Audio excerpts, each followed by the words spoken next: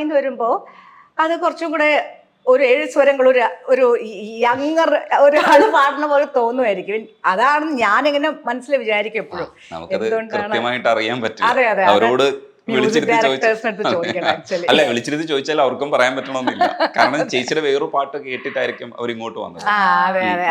അത് പലരും അങ്ങനെ പാട്ട് കേട്ടതിന്റെ കുഴപ്പമുണ്ട്. ഇപ്പോ നിവേദ്യത്തില് കോലക്കുഴവിൽ കേട്ടു പാടുന്ന സമയത്ത് നിലാവ് എന്ന് പറയുന്ന വാക്ക് ശരിക്കും ലോകദാസ് സാറ് സുജാത ചേച്ചി പാടുന്നത് പോലെ പാടണം എന്ന് ഇൻസ്ട്രക്ഷൻ തന്നു എന്ന് പറഞ്ഞു കേട്ടിട്ടുണ്ട്. അത് ശരിക്കും അങ്ങനെ സംഭവിച്ചതാണോ? കാരണം അമ്മേനെയാണല്ലോ ആദ്യം വിളിച്ചത്. അമ്മ പാടണം എന്നാണ് പറഞ്ഞത്. സോ അമ്മയുടെ വോയിസ് കേട്ടിട്ടാണ് ജയൻ ചേട്ടൻ പ്രോബ്ലി കമ്പോസ് ചെയ്തേക്കുന്നത് മേ ബി. സോ അങ്ങനെ അമ്മയുടെ സ്റ്റൈല്, അമ്മയുടെ ഭാവം, അതൊക്കെ ടച്ചസ് ലൈക്ക് അമ്മ മാജിക് കൊണ്ടുവരുന്ന ആ ടച്ചസ് നമുക്ക് മോളും ട്രൈ ചെയ്യണം. അത് ആദ്യകാലത്തിലെ ഹിറ്റാണ്. ഒരു വരി കോലക്കുഴൽ വിളി കേട്ടോ രാധേ എൻ രാധേ, കണ്ണൻ എന്നെ വിളിച്ചോ രാവിൽ ഈ രാവിൽ, നിലാവ് പെയ്യുമ്പോൾ പൂങ്കിനാവ് നീയുന്നു, എല്ലാം മറന്നു വന്നു ഞാൻ നിന്നോടിഷ്ടം കൂടാൻ. ഇപ്പൊ പറഞ്ഞപ്പോ നിലാവെന്ന് പറഞ്ഞ പോലെ തന്നെ വേറെ ഞാൻ പാട്ടിന്റെ പേരൊന്നും പറയണില്ല. വേറൊരു സിംഗർ വിദ്യാജിയുടെ പോയപ്പോ ലോലം അങ്ങനത്തെ ഒരു വാക്കാണ്. അത് കുറച്ച് സുജാത പറഞ്ഞ പോലെ പറയാമോ എന്ന് ചോദിച്ചിട്ടുണ്ട്. എൻ്റെ അടുത്തൊരു സിംഗർ പറഞ്ഞിട്ടുണ്ട് ലോലം. നമ്മൾ ലോലം എന്നല്ല പറയല, എനിക്ക് കുറച്ച് ലോ വരും. ഇല്ല, എനിക്ക് എൻ്റെ വായിൽ എൻ്റെ വരണതാ. ഞാനിപ്പോൾ നിങ്ങളടുത്ത് സംസാരിക്കുകയാണെങ്കിൽ ഞാൻ ലോലം എന്നേ പറയുള്ളൂ. അപ്പോ അതുപോലെ അതെന്താ ചേച്ചി ഞങ്ങള് ലോലം എന്ന് പറയുമ്പോ അതുപോലെ പറ്റും. അവർക്ക് ആ ലോലം ഇഷ്ടമാണെങ്കിൽ അല്ല, എനിക്കും അപ്പൊ വേറെ സിംഗേഴ്സിനാണെങ്കിൽ എത്രത്തോളം എൻ്റെ അടുത്തുനിന്ന് അവർ എക്സ്പെക്ട് ചെയ്യാം. അവര് അവിടെ തിങ്ക് അബൌട്ട് യുവർ മദർ.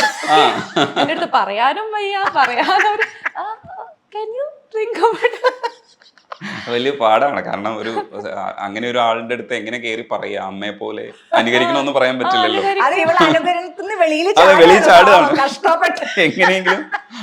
അതല്ല, ചാടിയിട്ടുണ്ട്, നന്നായിട്ട് ചാടി.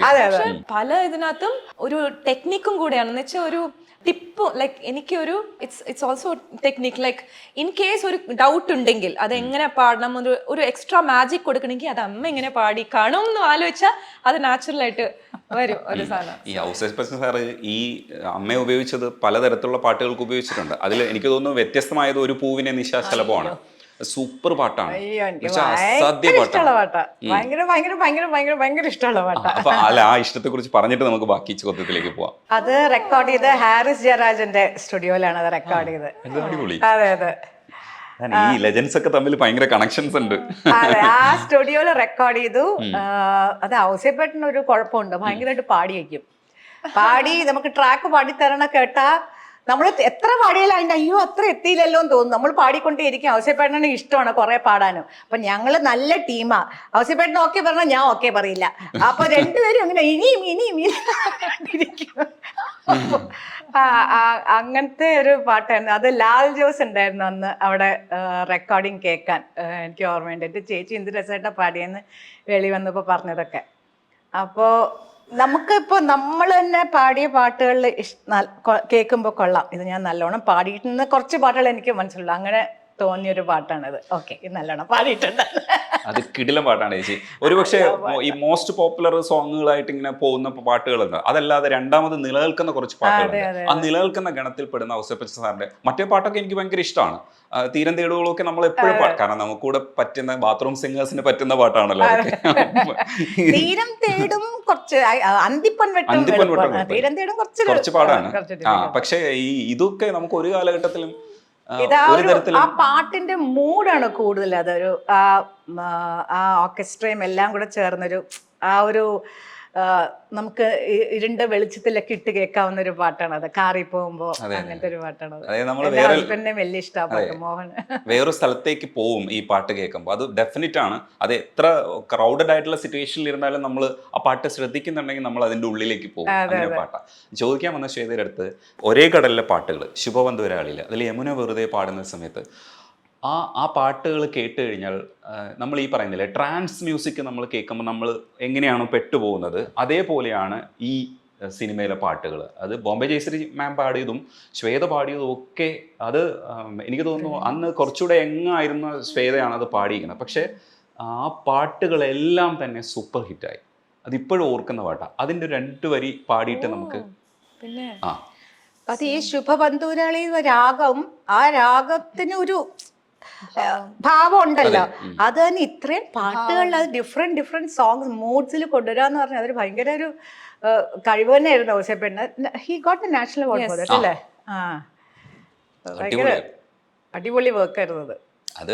അത് ഒരാൾക്ക് അഭിമാനിക്കാൻ കഴിയുന്ന വർക്കുകളുടെ കൂട്ടത്തിൽ പറയുന്നത്. ഇത് ഇങ്ങനെ നോക്കും എന്നാലും അത് ശ്യാം സാറ് അത്രയും എനിക്ക് തോന്നുന്നു അത് എങ്ങനെയാ സജഷൻ വന്നതെന്ന് പറഞ്ഞിട്ട്. പക്ഷെ ആരുടെ സജഷൻ ആണെങ്കിലും സൂപ്പർ സജഷൻ ആയിരിക്കും. സാർ ഒരുപാട് വർക്ക് ചെയ്തിട്ടുണ്ട്. അതില് ശ്യാം സാർ ആക്ച്വലി ശ്വേതയുടെ അത് ഷൂട്ടും ചെയ്തു അല്ലേ ഒരു പാട്ട്. അത് നമ്മുടെ ഇല്ലല്ലോ. അത് പാടാം. യമുന വെറുതെ. യമുന വെറുതെ പാടുന്നു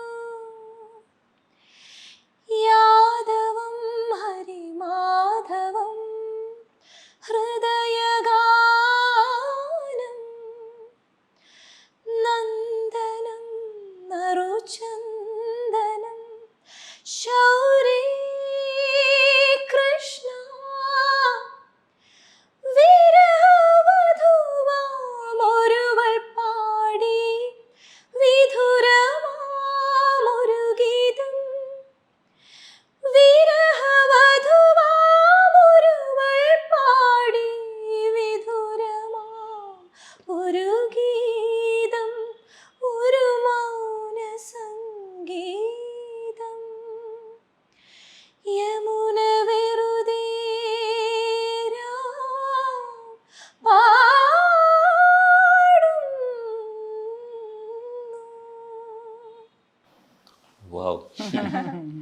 വേറെ ലെവൽ സാധനം. അതെ അതെ അതെ. സാർ എങ്ങനെയാ ശരിക്കും കമ്മ്യൂണിക്കേറ്റ് ചെയ്യുന്നത്? ഔസേപ്പ് അങ്കിൾ ആ പറഞ്ഞില്ല എന്റെ ചെറിയ വയസ്സിൽ പാടിയതാന്ന്. ഞാൻ ജസ്റ്റ് പാടി തുടങ്ങിയ കാലമാണ് 2007. സോ ഇത്രയും ഒരു കാര്യമായിട്ടുള്ള ഒരു സോങ് അങ്ങനെ ഒരു വളർന്നു വരുന്ന ഒരു സിംഗറിനെ കൊണ്ട് ട്രൈ ചെയ്യിപ്പിച്ചത് തന്നെ ഔസേപ്പ് അങ്കിൾ എത്രയോ നന്ദി പറയണം. ശ്യാമപ്രസാദ് സാറിനും ഗിരീഷ് പുത്തഞ്ചേരി സാർ എങ്ങനെ പറഞ്ഞു തരണേ പാട്ട്? ഉണ്ണിമേനോൻ അങ്കിളുടെ സ്റ്റുഡിയോയിൽ നേരിട്ട് പറഞ്ഞു തന്ന്. അന്ന് എനിക്ക് കുറച്ചൊരു കോൾഡ് ഉണ്ടായിരുന്നു. സോ അത് ഔസേപ്പ് അങ്കിളിന് ഇഷ്ടമായ ടോൺ ഈ പാട്ടിന് ചേർന്ന പോലെ ഉണ്ടായിരുന്നു.